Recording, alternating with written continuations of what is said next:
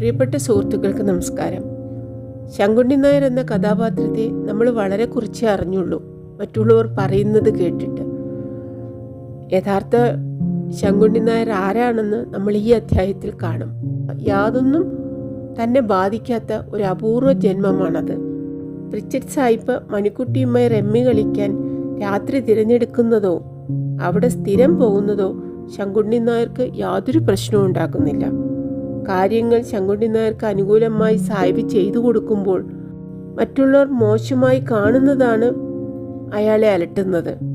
അത് അസൂയ കൊണ്ടാണേ.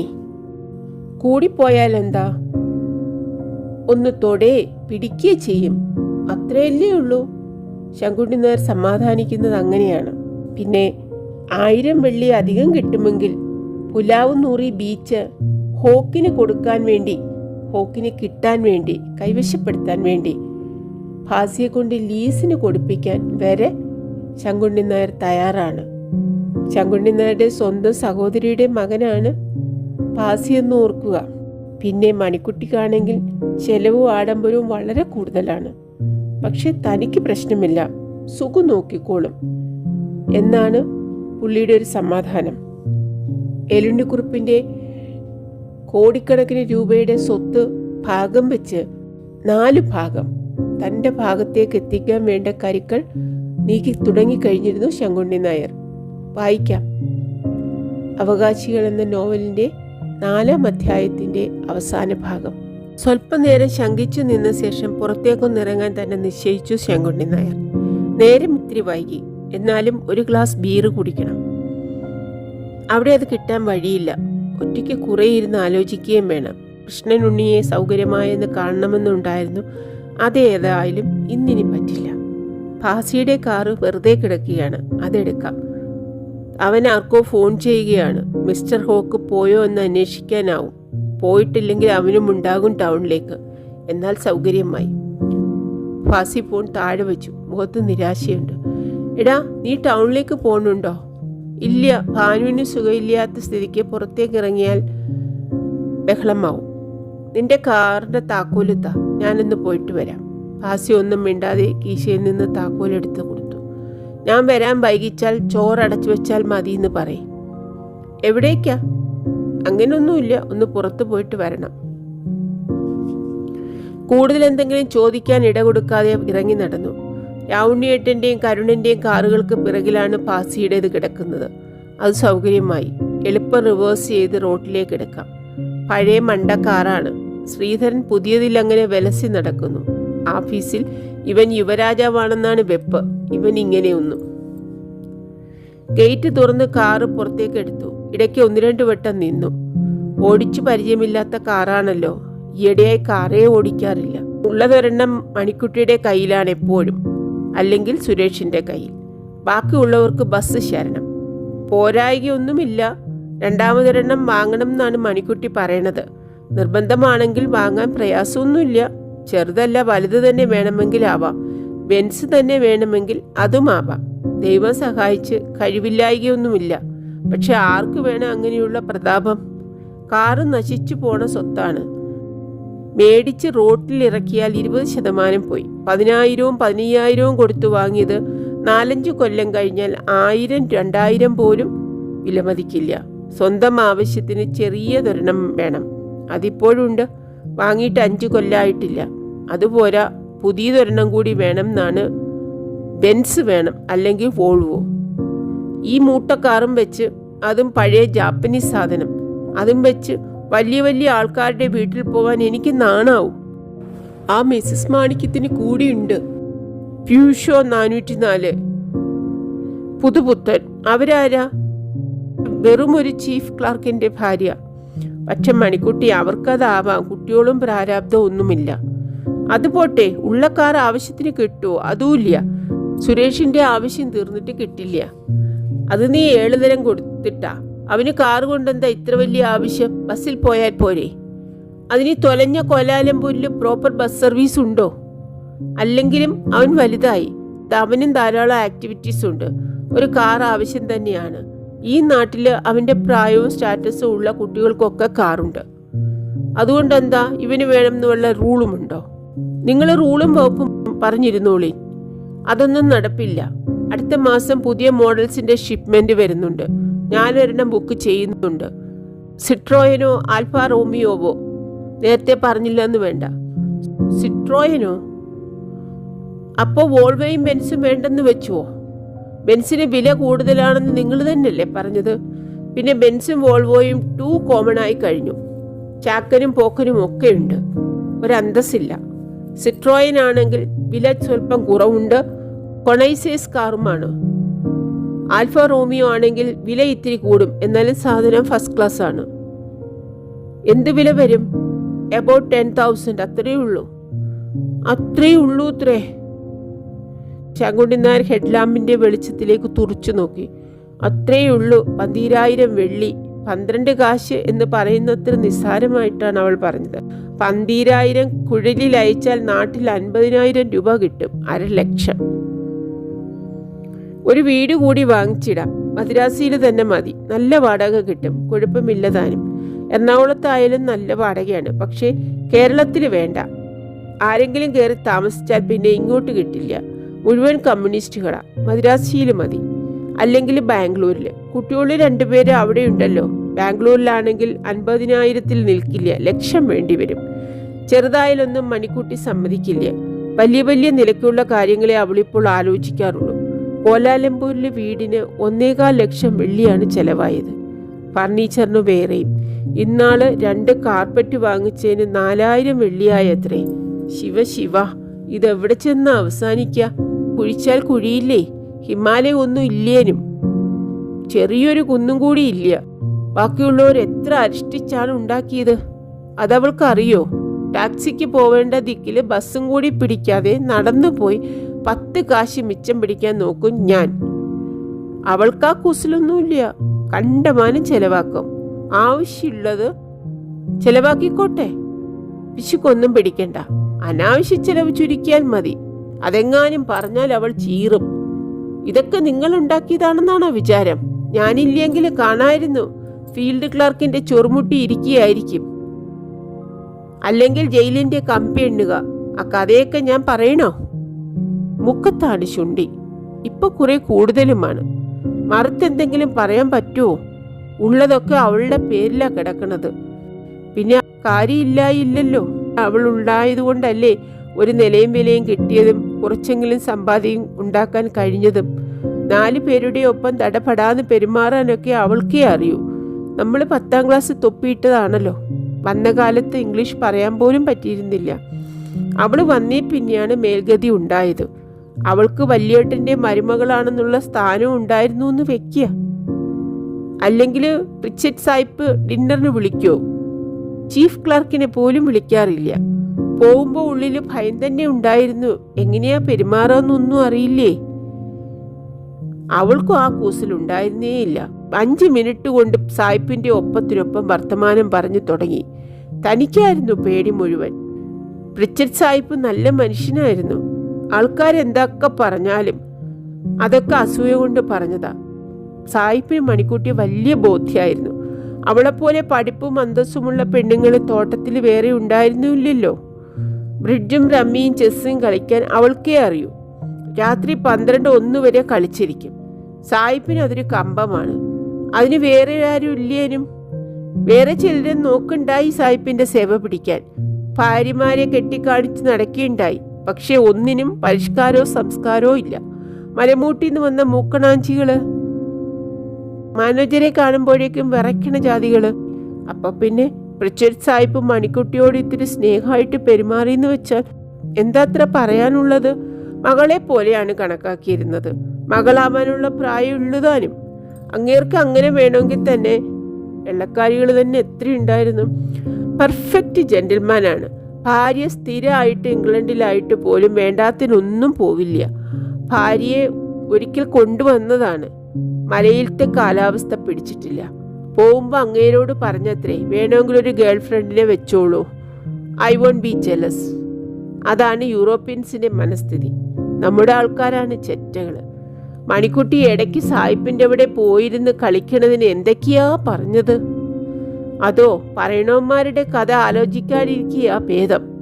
ലേബർ പെണ്ണുങ്ങളെ പട്ടാപ്പകല് റബ്ബർ മരത്തിന്റെ ഇടയിൽ പൊത്തിപ്പിടിക്കണ ഒരു വക, ഡ്രൈവറുടെ കൂടെ കിടന്ന് വയറ്റിലുണ്ടാക്കണ ഒരു വേറൊരു വക, വെള്ളക്കാർക്ക് തന്നെ നട തുറന്നു കൊടുക്കണ ഇനിയൊരു വക, ഒക്കെ മലയാളികൾ തന്നെ.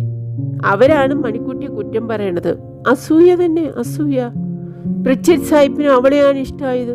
അത് കാരണം തന്നോട് അല്ലറ ചില്ലറ ഫേവർ കാണിച്ചിട്ടുണ്ട്. അതാ മറ്റുള്ളവർക്ക് സഹിക്കാത്തത്.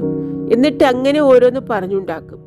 പരമാവധി പ്രിച്ചഡ് സാഹിബ് അവളോട് കുറച്ചൊക്കെ കളിക്കുകയെ ചിരിക്കുകയെ ചെയ്തിരിക്കും. ഇല്ലെങ്കിൽ ഒന്ന് തൊടേ നുള്ളേ. അതുകൊണ്ട് എന്താ ഇനി?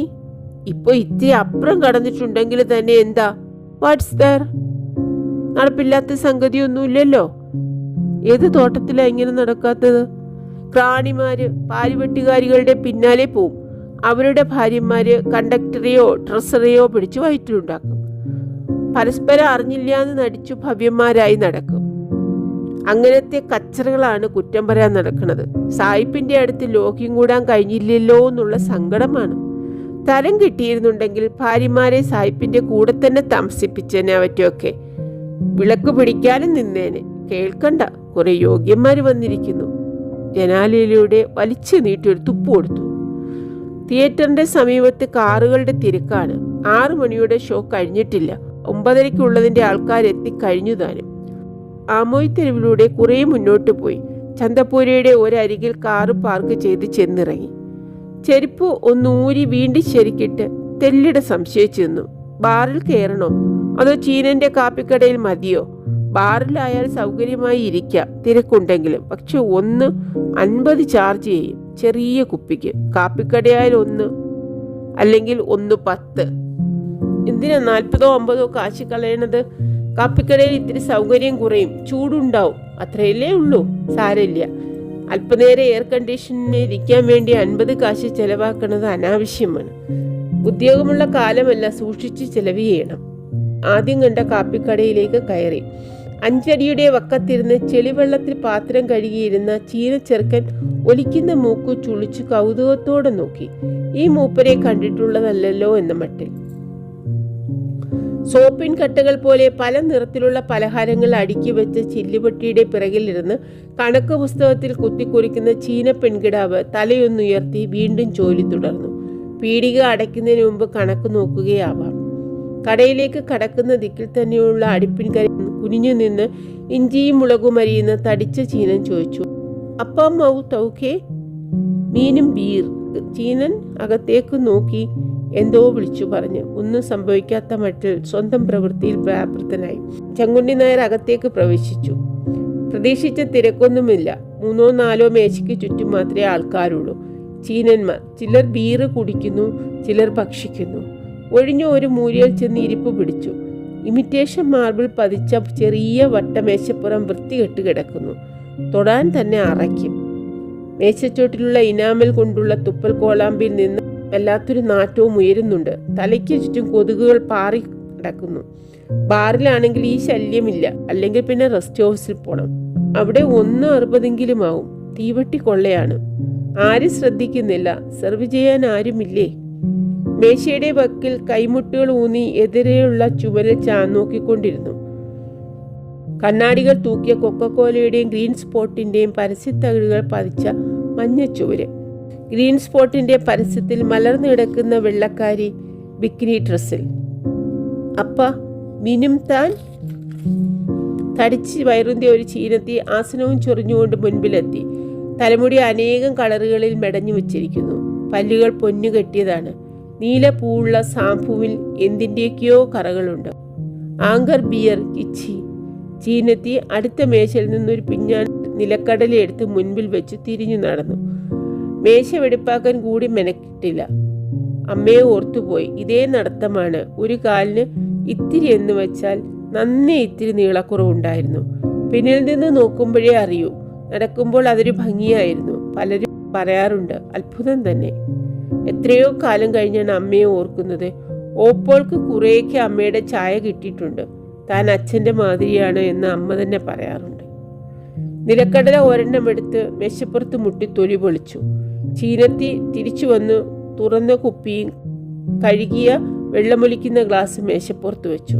അവരുടെ മുഖത്തു നോക്കി ഒന്ന് ചിരിച്ച് ഗ്ലാസ്സിൽ ബീർ പകർന്നു. പതയുന്ന സ്വർണ്ണദ്രാവകം. പകുതി ഒഴിഞ്ഞ കുപ്പി താഴത്ത് വെച്ച് ഗ്ലാസ് ചുണ്ടത്തേക്ക് ഉയർത്തി. ചീനൻ കറിക്ക് നുറുക്കുന്നു. ചീനത്തി അകത്തേക്ക് തന്നെ പോയി. കട്ടയിട്ട് നടക്കുന്ന ഒച്ച പടപട എന്ന് കേൾക്കാം. ഗ്ലാസ് താഴെ വെച്ച് പതയിലേക്ക് തുറച്ചു നോക്കി. തണുപ്പുള്ള ബീർ അകത്ത് ചെല്ലുമ്പോൾ ഒരു സുഖമൊക്കെ തോന്നുന്നു. സംതൃപ്തിക്ക് അവകാശമുണ്ട്. തുടക്കം തീരെ മോശമായില്ലല്ലോ. രാവുണ്ണേട്ടനെ വെട്ടിൽ വീഴ്ത്തി. ഇനി വേണ്ടുന്ന ദിക്കിൽ കൊണ്ടുചെന്ന് കെട്ടണം. സാധനം നോക്കി തമരടിച്ചു വെച്ചു. മരുന്നിട്ടിടിക്കുന്നതനുസരിച്ചിരിക്കും പാറയുടെ പൊളിച്ചൽ.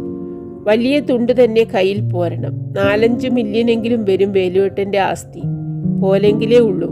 10 മില്യൺ തന്നെ കാണുമെന്നാണ് തോന്നുന്നത്. 100 ലക്ഷം, 1 കോടി, ഒന്നിൻ്റെ പുറകെ എത്ര പൂജ്യം? മേശപ്പുറത്ത് വിരലുകൊണ്ടെഴുതി. 1 0 0 0 0 0 0 7 പൂജ്യം. കാലെണ കയ്യിലില്ലാതെ നാട്ടിൽ നിന്നെത്തിയ ആളാണ് ഇത്രയൊക്കെ സമ്പാദിച്ചത്. നേർവഴിക്കല്ല തീർച്ച. അപ്പൊ പിന്നെ നേരും നിറയും നോക്കാനൊന്നുമില്ല. ആവുന്നിടത്തോളം ഇങ്ങോട്ട് പോരട്ടെ. 4 പങ്ക് തന്നെ കിട്ടണം, അത് തീർച്ച. മണിക്കുട്ടി, സുരേഷ്, സുമതി, സുജാത മണൽക്കുന്നിൽ തറവാട്ടിലെ കുട്ടികളാണ്. അമ്മാവന്റെ സ്വത്തിന് അവർക്ക് കൂടുതൽ അവകാശമുണ്ട്. അത് ആര് സമ്മതിക്കും? ഓപ്പോൾക്ക് അത്ര പിടിച്ചില്ല. ചെവിക്ക് പിറകിൽ കൊതുവൊരു കടി. ഒരടി കൊടുത്തു. നാശം. ഗ്ലാസ് ഉയർത്തി മൂന്തി താഴെ വെച്ചു. തറവാട്ടിലെ പെൺകുട്ടികൾക്കാണ് കൂടുതൽ കൊടുക്കേണ്ടത്. ഇവിടുത്തെ നിയമം എന്തായാലും മരുമക്കത്തായ മറക്കാൻ പാടില്ലല്ലോ. മാത്രമല്ല, ആണുങ്ങൾക്കെല്ലാം സ്വന്തം സമ്പാദ്യമുണ്ട്. പറഞ്ഞു വന്നാൽ രാവുണ്ണിയേട്ടന് ഒന്നും അവകാശപ്പെടാൻ അവകാശമില്ല. അത്ര വളരെ ചെയ്തു കഴിഞ്ഞിട്ടുണ്ട് വേലുവേട്ടൻ. പഠിപ്പിച്ച് ഡോക്ടറാക്കി ഇവിടെ കൊണ്ടുവന്ന് ജോലി വാങ്ങിച്ചു കൊടുത്തു. റിട്ടയർ ചെയ്തപ്പോൾ ഡിസ്പെൻസറിയും നഴ്സിംഗ് ഹോമും തുടങ്ങാൻ കൈ അയച്ച് സഹായിച്ചു. ഇരിക്കണ വീടും കൂടി വേലുവേട്ടൻ വാങ്ങിക്കൊടുത്തതാണെന്ന് പറയാം. അംബികയ്ക്കെന്നും പറഞ്ഞ് പണ്ട് മേടിച്ചിട്ട് തുച്ഛ വിലയ്ക്കാണ് രാവുണ്ണിയേട്ടന് കൊടുത്തത്. അത് തന്നെ കാശ് മേടിച്ചിട്ടുണ്ടോ എന്ന് സംശയമാണോ? ഉണ്ടാവില്ല. പുതിയൊരാൾ കയറി വന്നു. പരിചയമുള്ള മുഖം. ഓ, ജുബിലിയിലെ പാച്ചുപിള്ളയാണ്. നോട്ടം പിൻവലിച്ചു കുനിഞ്ഞിരുന്നു. കാണാതെ പോയാൽ പോട്ടെ, കണ്ടാൽ വിടില്ല. ഇരുന്ന് ലെക്ചർ അടിക്കും. ഒരു ബീറ് വാങ്ങിച്ചു കൊടുക്കുകയും വേണ്ടി വരും. ഇങ്ങോട്ട് വാങ്ങിച്ച് തന്നൊന്നുണ്ടാവില്ല. 6 കൊല പിശുക്കനാണ്. കട്ട് ധാരാളം കാശുണ്ടാക്കിയിട്ടുണ്ട്. ഇപ്പോഴും ഉണ്ടാക്കുന്നുണ്ട്.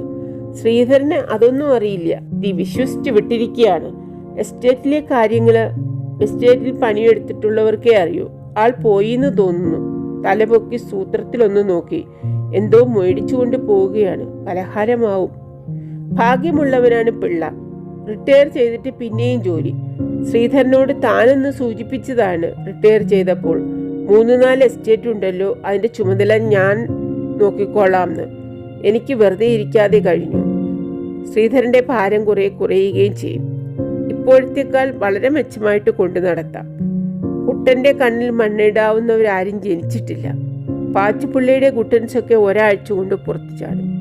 പക്ഷേ ശ്രീധരന് തോന്നണ്ടേ? അത്ര വിശ്വാസം പോരാ എന്ന മട്ടിലാണ് സംസാരിച്ചത്. പാച്ചുപിള്ളയെ വിശ്വസിക്കാം. കൊള്ളുമ്പം പഠിക്കും. മണിക്കുട്ടിക്കുള്ള പങ്ക് എസ്റ്റേറ്റായിട്ട് തന്നോട്ടെ. ബിസിനസ്സും സോമില്ലും പെറ്റാലിൻ ചെയ്യലെ ഫാക്ടറിയും ഒക്കെ വേറെ ആരാന്ന് വെച്ചാൽ എടുത്തോട്ടെ. തോട്ടമാണ് നമ്മുടെ ലൈൻ. റബ്ബറിന് ഇപ്പം ഇത്തിരി വില കുറവാണെങ്കിലും കയറാതിരിക്കില്ല. കിലോ 90 കാശ്. ആയുസ് മുഴുവനും റാത്തലാണല്ലോ പരിചയിച്ചത്. റാത്തലിന് 60 കാശുണ്ടെങ്കിൽ ധാരാളമായി. കൂടാണെങ്കിലോ കൊറിയൻ യുദ്ധകാലത്ത് വാരലായിരുന്നു. ശരിയായിട്ടുള്ള വാരല്.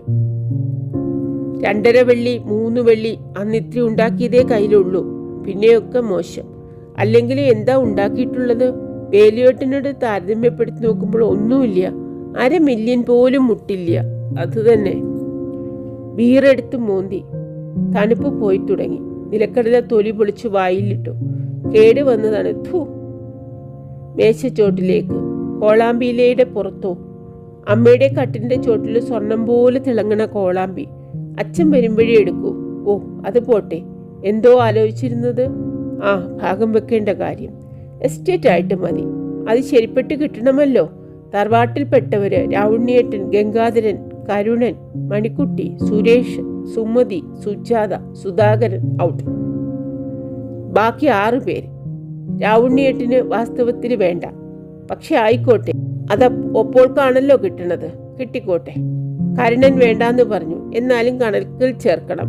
വേണ്ടെങ്കിലും മിനിക്കുട്ടിക്ക് കൊടുത്തോട്ടെ എന്ന് പറയൂ ഓപ്പോൾ. പക്ഷെ അത് കരുണൻ തന്നെ എടുക്കുന്ന ഫലമാണല്ലോ. അവൻ വേണ്ടാന്ന് പറയും. എന്നാൽ പിന്നെ അത് മണിക്കുട്ടിക്ക് കൊടുത്തോട്ടെ. ഇതേവരെ പെങ്ങൾക്കൊന്നും കൊടുത്തിട്ടില്ലല്ലോ. സ്വന്തം സമ്പാദ്യം എങ്ങനെയായാലും ഭാര്യയ്ക്കും കുട്ടികൾക്കും പോവും. എന്നാൽ അവകാശ വഴിക്ക് അമ്മാവിന്റെ കയ്യിൽ നിന്ന് കിട്ടണത് പെങ്ങൾക്ക് കൊടുക്കട്ടെ.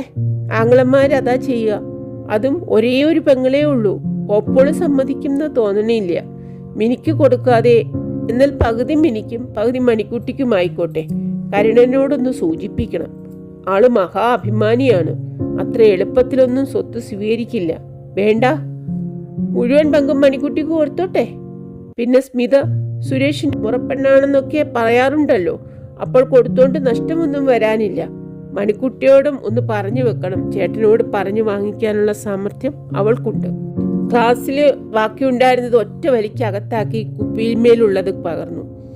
1/4 ഗ്ലാസ്സേ ബാക്കിയുണ്ടായിരുന്നുള്ളൂ.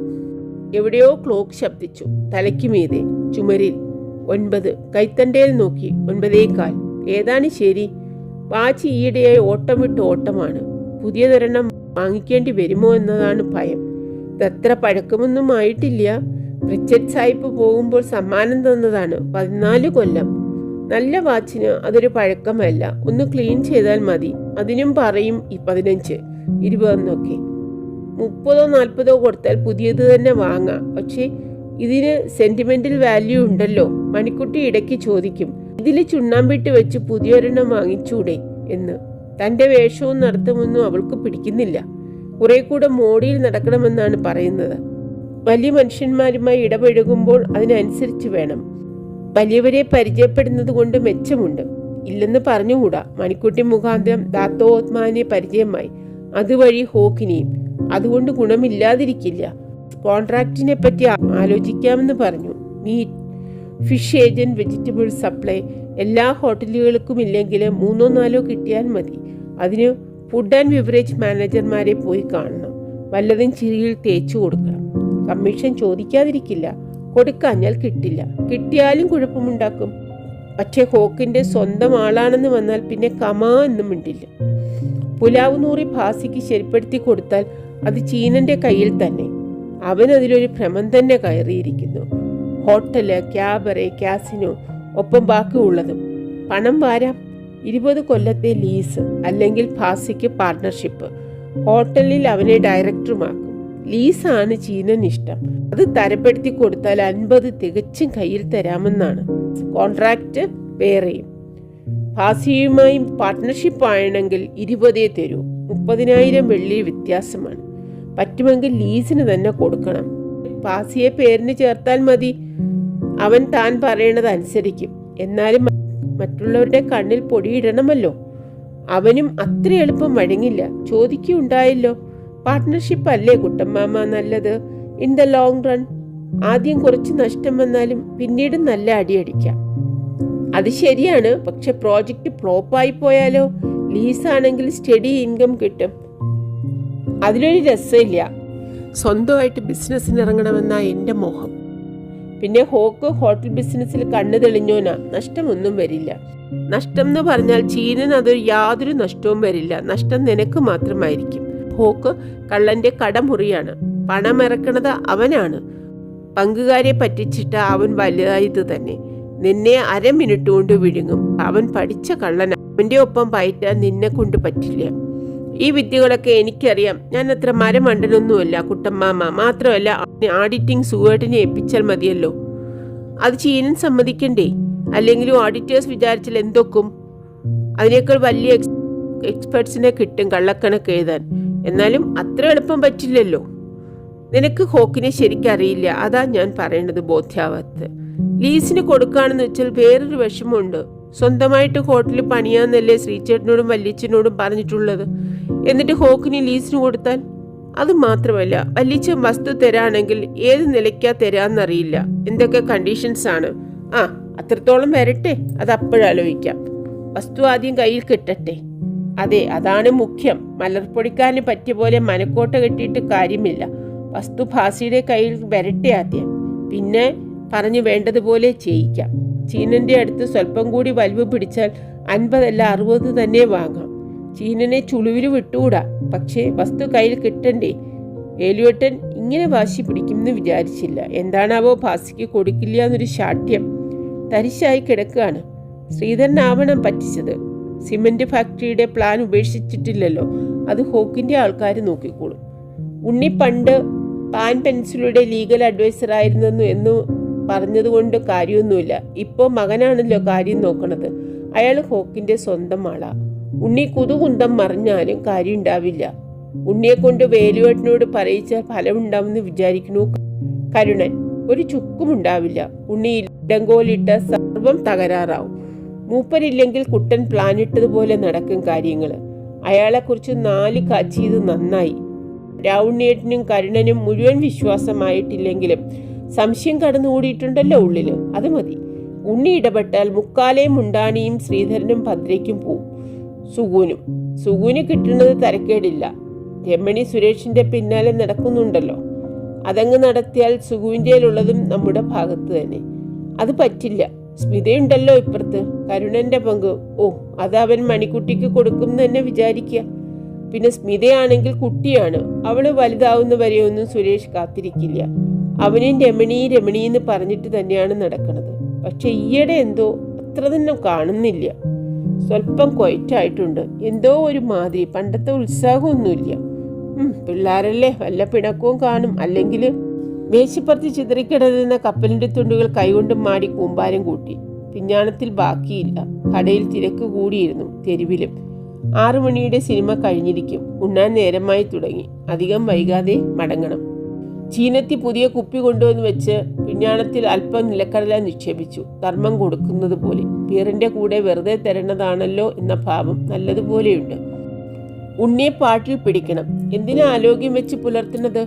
ആൾ ചീമയാണ്. സൂക്ഷിക്കണമെന്ന് മാത്രം. അടുത്തുകൂടി വിവരങ്ങളൊക്കെ ചോർത്തിയെടുക്കണം. അത്ര എളുപ്പത്തിൽ വിട്ടുതരണ പുള്ളിയല്ല. എന്നാലും ഒന്ന് ട്രൈ ചെയ്യുന്നില്ലല്ലോ. ഭദ്ര എപ്പോഴും വിവരങ്ങൾ അറിഞ്ഞുവെന്ന് വരില്ല. അറിഞ്ഞാലും പറഞ്ഞുവെന്നും വരില്ല. പുതിയ വില്ലെഴുതിക്കുന്ന കാര്യം അബദ്ധത്തിൽ പറഞ്ഞു പോയതാവണം. അവളൊരു സാധു. ഇങ്ങനെയും പച്ചപ്പാവങ്ങൾ ഉണ്ടാകുമോ ലോകത്തിൽ? അവളുടെ സ്ഥാനത്ത് മറ്റാരായിരുന്നാലും ഇതിനെത്രയോ മുമ്പ് വേലുവേട്ടന്റെ കയ്യിൽ നിന്ന് സകലതും വാങ്ങിച്ചിരിക്കും. അംബിക കുറച്ചു കാലമേ ഉണ്ടായുള്ളൂ. അപ്പോഴേക്കും തന്നെ ഇന്ന് ജീവിച്ചിരിപ്പുണ്ടായിരുന്നെങ്കിലും വലിയ കഥയൊന്നുമില്ല. അവൾ പ്രതാപത്തിൽ ജീവിച്ചേനെ. മറ്റാർക്കും കാൽ കാശിന്റെ ഉപകാരവും ഉണ്ടാവില്ല. ചേച്ചി ഓപ്പയും പറയുന്നത് വേദവാക്യമായിരുന്നു ആദ്യം. പിന്നെ പോട്ടെ, അവൾ ഏതായാലും മരിച്ചുപോയി. മരിച്ചതല്ല, കൊന്നതാണ്. പിന്നെ തീർച്ച തോന്നുകയാണ്. അംബിക മരിച്ചതിനെ പറ്റി പറയുമ്പോഴൊക്കെ വേലുവേട്ടൻ ഞെട്ടും, വിളറും. മടിയിൽ കനമുള്ളവർക്കേ വഴിയിൽ ഭയം വേണ്ടൂ. വേലുവേട്ടന്റെ മടിയിൽ ധാരാളം കനമുണ്ട്. പല ശവങ്ങളുടെയും കനം. ഏറ്റവും കൂടുതൽ കനം തൂങ്ങുന്നത് അംബികയുടെയാണ്. അംബികയ്ക്ക് അപകടം പിടഞ്ഞതിലുള്ള വൈരാഗ്യം കൊണ്ടാണ് എല്ലാം ഉപേക്ഷിച്ചു പോകുന്നതെന്ന് മറ്റുള്ളവർ കരുതുന്നു. സത്യമതല്ല. പേടിയും പാപബോധവും ഭാര്യയെ പച്ചയ്ക്ക് കൊല്ലുക. അസാമാന്യമായ ശങ്കുറപ്പ് വേണം. മനസ്സെങ്ങനെയാ ഇങ്ങനെ കല്ലാക്കണത്? മനസ്സ് കല്ലാക്കാൻ കഴിയുന്നവർക്ക് പാപബോധം ഉണ്ടാകുമോ? ഉണ്ടാവില്ല. അപ്പോൾ പാപബോധം കൊണ്ടല്ല ജീവിതത്തിൽ നിന്ന് പിൻവലിഞ്ഞത്. ആരും കണ്ടുപിടിക്കാതിരിക്കാനുള്ള ഒരു മറ മാത്രമാണ്. ഒന്നും ഉപേക്ഷിച്ചിട്ടൊന്നുമല്ല. എല്ലാറ്റിൻ്റെയും ചരട് ഇപ്പോഴും മൂപ്പരുടെ കയ്യിലാണല്ലോ. ശ്രീധരൻ വെറും ഒരു പാവ. വേലുവേട്ടൻ പറയണതനുസരിച്ച് തലയാട്ടും, കൈയും കാലും ഇളക്കും. തൻ്റെ ഇടത്തിനാണെങ്കിൽ വേലുവേട്ടിന് ഒരു കുറവുമില്ല. പഴയ കാര്യം സൂചിപ്പിച്ചപ്പോൾ ഒന്ന് ഞെട്ടിയെന്നുള്ളത് ശരി തന്നെ. എത്ര വേഗമാണ് പക്ഷെ മനസാന്നിധ്യം വീണ്ടെടുത്തത്. വേറെ ആരായിരുന്നെങ്കിലും പതറിപ്പോയേനെ. പക്ഷെ ഒന്നുണ്ട്, കൊല്ലം കുറെ ആയല്ലോ. ഇനിയിപ്പോ ഒന്നും വരാനില്ലെന്ന് വേലുവേട്ടനറിയാം. അല്ലെങ്കിലും തെളിവൊന്നുമില്ല. എന്നാലും ഉള്ളിൽ ഭയമില്ലാതിരിക്കുമോ? ഒന്നുമില്ലെങ്കിലും സൽപ്പേരിന് മങ്ങല് വരില്ലേ സംഗതി നാട്ടിൽ പാട്ടായാൽ? സപ്തതി ആഘോഷമാണ് വരണത്. ദാത്തോവാണ് ചെയർമാൻ. ഒരു വാക്ക് പറഞ്ഞാൽ മതി. അടുത്ത തവണ വേലുവേട്ടനോടുകൂടി കുറെ കൂടി തുറന്നു തന്നെ സൂചിപ്പിക്കണം. ഇത്തവണ വെറുതെ ഒന്ന് തൊട്ടു നോക്കുക മാത്രമാണല്ലോ ചെയ്തത്. ഏതായാലും അതൊരു തുരുപ്പിച്ചിട്ട് തന്നെ തക്ക സമയത്ത് പ്രയോഗിക്കണം. വീർ ഒരിറക്ക് കൂടി. അല്ല, ഈ തമിഴത്തി എപ്പോൾ വന്നു കയറി? ഒറ്റ നോട്ടത്തിൽ വേലമ്മാളാണെന്ന് തോന്നി. ഉള്ളം നാന്തി. തിരിഞ്ഞു നോക്കിയപ്പോൾ പരന്ന ചട്ടിമുഖം. വേലമ്മാളുടെ കണ്ണുകൾക്ക് നല്ല ശ്രീയുണ്ട്. മഞ്ഞപ്പൂക്കളുള്ള ഇളം ചുവപ്പ് കൈലി ഉടുത്ത് ഇളം ചുവപ്പ് ജാക്കറ്റ് ധരിച്ച് തൂണും ചാരി അവളങ്ങനെ നിൽക്കുന്നത് കാണാനൊരു കരം തന്നെയാണ്. കറുത്തിട്ടായാലെന്താ, അവളൊരു ചരക്ക് തന്നെ.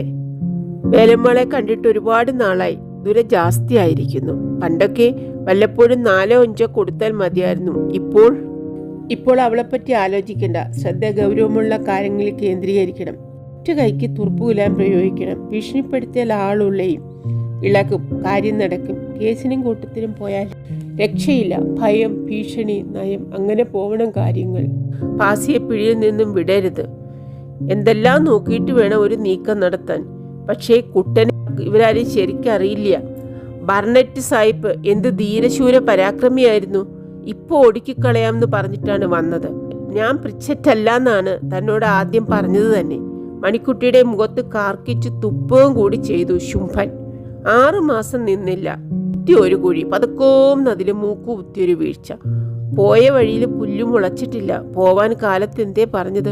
Mister Nair, I underestimated you. മിണ്ടിയില്ല. ഉള്ളുകൊണ്ടൊരാട്ടു കൊടുത്തു. വന്നിരിക്കുന്ന കുട്ടനെ പഠിപ്പിക്കാൻ മണിക്കുട്ടി കൂടി സമ്മതിച്ചു. വേറെ ആരെ കൊണ്ട് ഒക്കുമായിരുന്നില്ല അയാളെ കൊമ്പ് കുത്തിക്കാൻ. ഇപ്പോൾ ആലോചിക്കുമ്പോൾ പോലും സംതൃപ്തി തോന്നുന്നു. എല്ലാവരും അങ്ങനെ അണ്ടർ എസ്റ്റിമേറ്റ് ചെയ്യട്ടെ. അതാണ് വിജയത്തിൻ്റെ രഹസ്യം. വിജയത്തിൻ്റെ കാര്യത്തിൽ സംശയമൊന്നുമില്ല. By hook or by crook. താൻ മഹാത്മാഗാന്ധിയൊന്നുമല്ല. കാര്യം നടക്കണം. 4 കാശ് കയ്യിൽ വരണം. 4 പേര് നല്ലവനാണെന്ന് പറഞ്ഞതുകൊണ്ട് വയറ് നിറയില്ല. അല്ലെങ്കിലും കാശ് കയ്യിലുണ്ടെങ്കിൽ നല്ലവൻ തന്നെ. ആരും മറിച്ച് പറയില്ല. മാനം കെട്ട് പണം നേടിക്കൊണ്ടാൽ മാനക്കേട് അപ്പണം തീർക്കുമല്ലോ എന്നല്ലേ പഴമൊഴി. ചീനനെ കണ്ടുപഠിക്കണം. കട്ടും കൊല ചെയ്തും കാശുണ്ടാക്കും. കാശുണ്ടായാൽ പിന്നെ മാന്യരായി. ഹോക്കിനെന്താ മാന്യതയ്ക്ക് വല്ല കുറവുണ്ടോ? പണ്ടെന്തായിരുന്നു എന്ന് എല്ലാവർക്കും അറിയില്ലേ? എങ്ങനെയാ കാശുണ്ടാക്കിയതെന്നും. സുൽത്താന്മാരുടെ പ്രധാനമന്ത്രി വരെ ഇതിന് വീട്ടിൽ ചെല്ലുന്നു. സുൽത്താന്മാരുടെ ഒപ്പം ഗോൾഫ് കളിക്കുന്നു. അംബാസിഡർമാരെ ക്യാമറോൺ ഹൈലാൻഡ്സിലെ ഹോളിഡേ ബംഗ്ലാവിൽ സ്വീകരിക്കുന്നു. പണമുണ്ടായാൽ ബാക്കി സകലതും ആൾക്കാർ മറന്നോളും. കീഴ്ക്കിട നടന്നതൊന്നും കണക്കാക്കില്ല. ആരെയും വില കൊടുത്ത് വാങ്ങാം. പണം കൊടുത്തിട്ടില്ലെങ്കിൽ പെണ്ണ് കൊടുത്തിട്ട്. ദാത്തോവിനെ കീശയിലിട്ടിരിക്കുകയല്ലേ. പണത്തിന് പണം, പെണ്ണിന് പെണ്ണ്. 3ാമത്തെ ഭാര്യ അല്ല വെപ്പാട്ടി. ഹോക്ക് ആ ചെറുപ്പക്കാരി സുന്ദരിയെ ഭാര്യയായി വെച്ച് പുലർത്തുന്നത് തന്നെ ഓരോരുത്തരെ കീശയിൽ പിടിച്ചിടാനാണ്. അവളാണെങ്കിൽ ബാർഗേളായി നടന്നിരുന്നവളാണ്. ആരുടെ കൂടെയും കിടന്നു കൊടുക്കും. ഹോക്കൊന്ന് വിരൽ ചൂണ്ടുകയേ വേണ്ടു. കഥയൊക്കെ എല്ലാവർക്കും അറിയാം. എന്നാലും ചീനന് മാന്യതയ്ക്ക് കുറവില്ല. മറ്റുള്ളവർ ചെയ്യുമ്പോഴേ കുറവുള്ളൂ. മണിക്കുട്ടിയെപ്പറ്റി എന്തൊക്കെയാ പറയണത്? ഒപ്പോളും കൂടി ചോദിച്ചു. ഇവളെ ഇങ്ങനെ നടക്കാൻ വിടുന്നത് ശരിയാണോ കുട്ടാന്ന്? എന്താ ഇപ്പോൾ ഇതിലിത്ര വലിയ തെറ്റ്? സുഗുവിൻ്റെ കൂടെ നാടകത്തിന് പോണതാണ് ഒപ്പോൾക്ക് ആക്ഷേപം. ഇപ്പം വലിയ വലിയ സ്ത്രീകളും കൂടി അതിനൊക്കെ പോകുന്നു. പണത്തിന് വേണ്ടിയിട്ടല്ലല്ലോ. പിന്നെ സുഗുവിൻ്റെ കാര്യം ഒന്ന് വേറെ തന്നെയാണ്. കേസ് പിടിച്ചപ്പോൾ സഹായിക്കാൻ ഈ പറയണവരാരും ഉണ്ടായിരുന്നില്ല. സുഗുവേ ഉണ്ടായിരുന്നുള്ളൂ. ഒരാഴ്ച അഹോരാത്രം പണിയെടുത്തിട്ട് ആ ബോക്സ് ശരിയാക്കി രക്ഷപ്പെടുത്തിയത്. അതും സ്വന്തം പ്രൊഫഷണൽ റെപ്യൂട്ടേഷൻ പണയപ്പെടുത്തിയിട്ട്. കണ്ടുപിടിച്ചിരുന്നെങ്കിൽ അവൻ്റെ ഭാവി പാഴായത് തന്നെ. 1-2 കാശിൻ്റെ കാര്യമല്ലായിരുന്നു. 43,000 വെള്ളി. അത് മുഴുവൻ തിരിച്ചടയ്ക്കേണ്ടി വന്നിരുന്നെങ്കിൽ പിന്നെ പിച്ചെടുക്കാൻ ഇറങ്ങേ വേണ്ടു. സുഗു എങ്ങനെയോ ഒപ്പിച്ചു. റെക്കോർഡില് ഒരു പുള്ളിയും വീണില്ല. അന്ന് സുഗു അത് ചെയ്തിരുന്നില്ലെങ്കിൽ ജയിലിൻ്റെ അഴി പിടിക്കേണ്ടി വന്നേനെ. അവനെ 100 കൈകൊണ്ട് തൊഴുതാലും പോരാ. മാമനായതുകൊണ്ടും മണിക്കുട്ടി പറഞ്ഞതുകൊണ്ടുമാണ് ചെയ്യുന്നത്. അവൻ പറഞ്ഞത് ഭംഗിവാക്കായിരുന്നില്ല. മണിക്കുട്ടി കാപ്പി ഉണ്ടാക്കി വെച്ച് ഒപ്പം ഇരിക്കും. രാത്രി 2-3 മണിവരെ. ആദ്യം അസുഖം തോന്നായികയില്ല. പോയി കിടന്നാലും ഉറക്കം വരില്ല. പലതുകൊണ്ടും പരിഭ്രമം. പ്രിച്ചറ്റ് സാഹിബിന്റെ അവിടെ പോയി ബ്രിഡ്ജ് കളിക്കണ മാതിരിയല്ല. തൊട്ട മുറിയിലാണല്ലോ. ചിലപ്പോൾ പൊട്ടിച്ചിരി കേൾക്കാം. പിന്നെ എന്താ, കാര്യം നടക്കണ്ടേ? വെറുതെ ആരെങ്കിലും സഹായം ചെയ്തു തരുമോ? രക്ഷപ്പെട്ടിട്ടില്ലെങ്കിൽ കമ്പി എണ്ണിയത് തന്നെ. മണിക്കുട്ടി കാല് പിടിച്ചിട്ട് അസുഖം സമ്മതിച്ചത്. മുഷിപ്പിച്ചാൽ അബദ്ധാണ്. രാത്രി ഒറ്റയ്ക്കിരുന്ന് പണിയെടുക്കണമെന്ന് പറഞ്ഞാൽ അവൻ സമ്മതിക്കുമോ? ഇടയ്ക്കാണെങ്കിൽ കാപ്പി വേണം താനും. അപ്പം പിന്നെ മണിക്കുട്ടി ഒപ്പം ഇരിക്കാതെ പറ്റില്ല. ഒപ്പം ഇരിക്കുമ്പോൾ തമാശ പറയും, പൊട്ടിച്ചിരിക്കും. സ്വാഭാവികമല്ലേ. പിന്നെ ഒന്ന് തൊടയെ പിടിക്കുകയോ ചെയ്തു എന്ന് വെച്ചാൽ എന്താ, അവൾ പൊടിഞ്ഞു പോവോ? മുൻപുണ്ടാവാത്തതല്ല. തടുത്താൽ നിൽക്കുകയില്ല. അങ്ങോട്ട് ചെന്ന് എന്തെങ്കിലും പറഞ്ഞാൽ അവൾ മുഖത്താട്ടും. ഇളിഞ്ഞു പോരേണ്ടി വരും. എന്തിനാ അതിന് നിൽക്കണത്? കണ്ണടക്കിയാണ് നല്ലത്. 43,000 രക്ഷപ്പെടുമല്ലോ. വിവരമുള്ളവർ തോണ്ടി കുഴിച്ചു നോക്കിയാൽ 50-60 വേറെയും കാണും. ലക്ഷത്തിന്റെ അപ്പുറം. ചില്ലറ കാശൊന്നുമില്ലല്ലോ. സുഖം രക്ഷപ്പെടുത്തി തന്നാൽ മതി. പിന്നെ എന്തോ ആവട്ടെ. അല്ലെങ്കിലും മണിക്കുട്ടിയുടെ പേരിലെ അവകാശം കണക്കാക്കാനും ചൊടിക്കാനും ഒന്നുമില്ല. ഭാര്യ പേര് മാത്രം. സുജാതയെ പെറ്റ ശേഷം തൊട്ടിട്ടേയില്ല. അവൾക്ക് വലിയ സമ്മതമല്ല. പ്രായവ്യത്യാസം നല്ലോണം അനുഭവപ്പെട്ടു തുടങ്ങി താനും. 10-15 വയസ്സിലധികമുണ്ടല്ലോ അവൾക്ക്. ഇപ്പോഴും നല്ല യൗവന. തനിക്കാണെങ്കിൽ പണ്ടേ തന്നെ അവളുടെ അടുത്ത് ചെല്ലുമ്പോൾ ഒരു ബലക്കുറവാണ്. കാര്യം അറിയില്ല. വേണ്ടിയിരുന്നില്ല എന്ന് തോന്നും. അകപ്പാടെ ഒരു എളിപ്യത, ഭയം, വല്ലായ്മ. വേലമ്മാളാവുമ്പോൾ ഉപദ്രവമില്ല, ഭദ്രം. മണിക്കുട്ടിക്കറിയാം കണ്ണടയ്ക്കുകയാണ്. അതുകൊണ്ടെന്താ? താനും കണ്ണടയ്ക്കുന്നുണ്ടല്ലോ. സൊല്ലേയില്ല, നേട്ടമുണ്ട് താനും. എന്തിനാ വേണ്ടാന്ന് വെക്കണത്? ലോകത്തിൽ നടപ്പുള്ളതാണ്. എന്ത് വേണമെങ്കിലും പറഞ്ഞോട്ടെ. സുഖു കാരണമാണ് കോലാലംപൂരിലെ മണിക്കുട്ടിക്ക് ഇത്രയും സ്ഥാനം കിട്ടിയത്. അനാവശ്യ ചിലവ് അവൾക്ക് ഒരുപാടുണ്ട്. അതൊന്നും അറിയേം വേണ്ട. സുഖു നോക്കിക്കൊള്ളും. വലിയ അഭിമാനിയാണല്ലോ. അല്ലെങ്കിൽ അവളുടെ ദൂർത്തിന് താനിപ്പോൾ പൊളിഞ്ഞു പാളീസായനെ. അവൻ എന്തൊക്കെയോ വാങ്ങിച്ചു കൊടുത്തിട്ടുണ്ട്. ആയിക്കോട്ടെ, അവൻ തന്നെ അല്ലേ. ഒരുപക്ഷെ വേലുവേട്ടൻ്റെ സ്വത്തവന് കിട്ടിയാൽ, അല്ലെങ്കിലും രമണി സുരേഷും, അതെന്തെങ്കിലും ആവട്ടെ. മണിക്കുട്ടി സന്തോഷമായിട്ടിരിക്കുന്നുണ്ടല്ലോ. തനിക്ക് ശല്യമില്ല. നേട്ടങ്ങൾ കൂടായികയില്ല. അതല്ലേ വേണ്ടു. മാനോ അഭിമാനവും അവനോൻ വെച്ച പോലെയാ. അതൊന്നും ഇപ്പോൾ ആലോചിക്കണ്ട. തൽക്കാലത്തെ പ്രയത്നം വേലുവേട്ടൻ്റെ സ്വത്ത് ഭാഗിക്കലാണ്. ക്ലാസ്സിൽ ബാക്കിയുള്ളത് ഒറ്റ വലിക്ക് മോന്തി ചിറി തുടച്ച് എഴുന്നേൽക്കാൻ ഭാവിക്കുമ്പോൾ പെട്ടെന്ന് വെളിച്ചം കിട്ടി. വഴിയുണ്ട്. ഗംഗാധരനോട് ചോദിച്ചാൽ മതി. വസ്തുവകകളുടെ റെക്കോർഡ്സുകളൊക്കെ ഡിസ്ട്രിക്റ്റ് ഓഫീസിലുണ്ടാകുമല്ലോ. ഇല്ലെങ്കിൽ ഫെഡറൽ ലാൻഡ് ഓഫീസിൽ നിന്ന് സമ്പാദിച്ചു തരാനും അവൻ വിചാരിച്ചാൽ കഴിയും. അവനുമായി പഴയ ബന്ധം തികച്ചും പുലർത്തിപ്പോരുന്ന ഒരാൾ താനാണ്. ദീനിൽ ചേർന്നുവെന്ന് പറഞ്ഞ് ഒഴിച്ചു നിർത്തിയിട്ടൊന്നുമില്ല. അത് നന്നായി. താൻ പറഞ്ഞാൽ അവൻ കേൾക്കും. നാളെ രാവിലെ തന്നെ അവനെ പോയി കാണാം. എന്നിട്ടാവാം ഉണ്ണിയെ. വന്നു കയറുമ്പത്തെ അത്ര ഉത്സാഹം തോന്നിയില്ല. ഇറങ്ങിപ്പോകുമ്പോൾ നിലക്കടലിക്ക് വേറെ കാശ്, അത് 30 കാശ്. എങ്ങും കേട്ടുകേൾവി പോലും ഇല്ലാത്ത ഏർപ്പാടാണ്. അകപ്പാടെ നല്ല ദിവസമായിരുന്നു. അതിമൊശങ്ങോടൻ ചീനം കാരണം കാർക്കിച്ചൊന്ന് തുപ്പി കാറിലേക്ക് നടന്നു. പ്രിയപ്പെട്ട സുഹൃത്തുക്കളെ, ശങ്കുണ്ണി നായർ എന്താ മുതലെന്ന് നമ്മളിപ്പോൾ വായിച്ചപ്പോൾ മനസ്സിലായില്ലേ? അടുത്ത അധ്യായമായി വേഗം എത്താം. Thank you.